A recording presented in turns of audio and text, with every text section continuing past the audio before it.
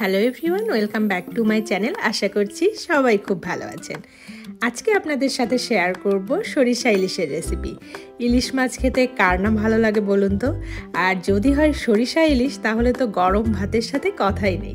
তো আজকে আমি শেয়ার করব আমি কিভাবে খুব সহজেই সরিষা ইলিশ তৈরি করে থাকি এবং খুব কম মশলা দিয়ে তৈরি করি সেটাই। তো ফার্স্টে আমি ইলিশ মাছগুলো কেটে ধুয়ে নিয়েছি। এখন লবণ, হলুদ আর অল্প পরিমাণ জিরা গুঁড়া দিয়ে একটু মাখিয়ে নিব। তো মাখানোর সময় আমি অল্প একটু সরিষার তেলও দিয়ে দিচ্ছি, তাহলে মাখাতে সুবিধা হবে।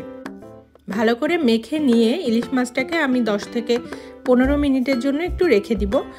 আরও বেশি টাইম রাখতে পারলে আসলে ভালো হয়, বাট 10 থেকে 15 মিনিট হলেও সমস্যা নেই। আর এটা হচ্ছে সাদা সরিষা আর কালো সরিষা একসাথে আমি গুঁড়ো করে নিয়েছি। এবার অল্প করে একটু জল দিয়ে এটাকে মিশিয়ে একটু ওই সরিষা বাটা মতো হবে এভাবে বানিয়ে রেখেছি। তো আমি গুঁড়া করে রাখি, দেন যখন প্রয়োজন হয় ওর মধ্যে জল দিয়ে সেটাকে সরিষা বাটার মতো রেডি করে নিই। এখন চলে এসেছি মূল রান্নায়। প্রথমে কড়াইতে দিয়েছি অল্প একটু সরিষার তেল আর একটু নর্মাল রান্নার যে তেল হয় সেটা। তো তেল গরম হলে তেলে ফোড়ন দিয়েছি একটু তেজপাতা আর অল্প একটু পরিমাণ কালো জিরা। এই অল্প মশলাই, আর কোনো মশলা আমি আসলে দিব না। তো এখন হচ্ছে মাছ যেগুলো আমি মাখিয়ে রেখেছিলাম সেগুলো তেলের উপর দিয়ে দিচ্ছি। মাছগুলা আসলে ভাজি করব না, দিয়ে জাস্ট 1 মিনিটের মতো রেখে উল্টে দিব। এখন দিয়ে দিচ্ছি কতগুলো কাঁচা লঙ্কা, মানে চিড়ে নিয়েছি, বেটে দেইনি। চাইলে বেটেও দেওয়া যায়, বাট চেরা লঙ্কা দিলেও হয়ে যাবে। তো 1 মিনিট মতো মাছগুলা যখন রাখবো, তারপরে দেখবো যে একটু মানে নিচটা একটু ভাজা ভাজা ভাব আসছে, ঠিক ভাজাও না, ওই কোনোরকম একটু কালারটা চেঞ্জ হবে, তখনই হচ্ছে মাছটা উল্টে দিব। দেন আরও 1 মিনিট মতো রাখবো। আর সাথে হচ্ছে এই যে কাঁচা লঙ্কাটাও একটু ভাজি ভাজি হচ্ছে, তারপর হচ্ছে যে কালো জিরাটা দিয়েছি ওটারও একটা সুন্দর স্মেল হবে। তো ওই এরকম 1 মিনিট বা 2 মিনিটের মতো উল্টে পাল্টে একটু নিব। অ্যান্ড এই প্রসেসটা না করলেও অনেক সময় মানে ভালোই লাগে, বাট আমার ক্ষেত্রে মনে হয়েছে যে মাছটা একটু এরকম করে নিলে স্বাদটা ভালো হয়। আর আমরা যেহেতু অনেক দিনের ফ্রোজেন ইলিশ খাই, তো এই জন্য এই প্রসেসটা করা, একেবারে কাঁচা অবস্থাতেও রান্না করা যায়। তো যেটা বলছিলাম, ফ্রোজেন ইলিশ, আমরা যেহেতু আমেরিকাতে ফ্রোজেন ইলিশ মাছ পাই এবং বেশ অনেক দিনেরই ইলিশ মাছ হয়, এগুলো একেবারে টাটকা তো পাওয়া যায় না, বাট খেতে কিন্তু ভালো, বেশ ভালোই টেস্ট। মানে এমন না যে দেশের চেয়ে খুব কম টেস্ট হয়, আমার কাছে তো মনে হয় যে মাঝে মাঝে বেশি ভালো লাগে। তো এই 1 মিনিট উল্টে আর একটু ভেজে নিয়ে আমি হচ্ছে জল দিয়ে দিয়েছি, খুবই অল্প পরিমাণ জল দিয়েছি, বেশি না।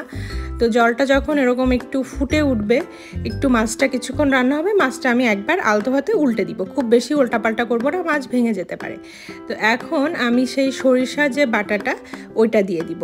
সরিষা বাটাটা একটু পরের দিকেই দেই আমি, কারণ হচ্ছে বেশি আগে দিলে অনেক সময় তিতা হয়ে যেতে পারে, সরিষা অনেক সময় তিতা হয়। তো এই জন্য মাছটা দিয়ে একটু সময় জাল করে তারপর সরিষা বাটাটা দিব। আর আমি আরও কয়েকটা আস্ত কাঁচা লঙ্কা দিয়ে দিয়েছি ভাতের সাথে মেখে খাওয়ার জন্য।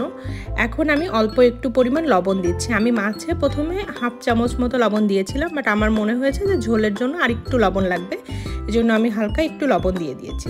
তো এই পর্যায়ে লবণটা চেক করে আপনারাও একটু দিয়ে দিতে পারেন লাগলে।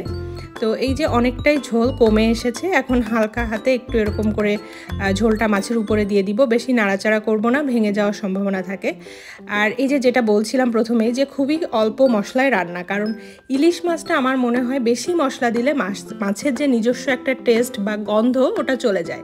তো যত কম মশলায় রান্না করা যায় আমার মনে হয় ততই খেতে মজা হয়। তো আমার মাছটা একদম রেডি হয়ে গেছে, এই যে তেলটা উপরে ভেসে উঠেছে। তো এখন আমি চুলা বন্ধ করে দিয়েছি। এখন আমি সার্ভ করে দেখাচ্ছি ফাইনাল লুকটা কেমন হয়েছে। আমার ইলিশ মাছ রান্না শেষ, এখন আমি প্লেটে তুলে নিচ্ছি। মাছগুলা দেখতে যতটা সুন্দর হয়েছে, খেতেও অনেক সুন্দর হয়েছিল। গরম ভাতের সাথে ইলিশ মাছের এই প্রিপারেশনটা অনেক মজা, সহজ একটা রেসিপি, তেমন বেশি কোনো মশলার প্রয়োজনই নেই, শুধু সরিষা বাটা, একটু জিরা বাটা আর হচ্ছে ফোড়নে একটু কালো জিরা, এটুকুই, আর কিছুর প্রয়োজন নেই। তো এই রেসিপিটা আপনারা অবশ্যই ট্রাই করে দেখবেন। অনেকেই অনেক বেশি মশলা দিয়ে রান্না করেন, বাট আমার মনে হয় অল্প মশলায় রান্না বেশি মজা হয়। তো যদি আপনারা কেউ ট্রাই করেন, আমাকে অবশ্যই জানাবেন যে কেমন হয়েছে। অ্যান্ড এই তো, সবাই ভালো থাকবেন, সুস্থ থাকবেন, আমার চ্যানেলটি অবশ্যই সাবস্ক্রাইব করবেন। আর আপনাদের যদি কোনো কোশ্চেন থাকে তো আমাকে অবশ্যই কমেন্টে জানাবেন। সবাই ভালো থাকুন, টাটা।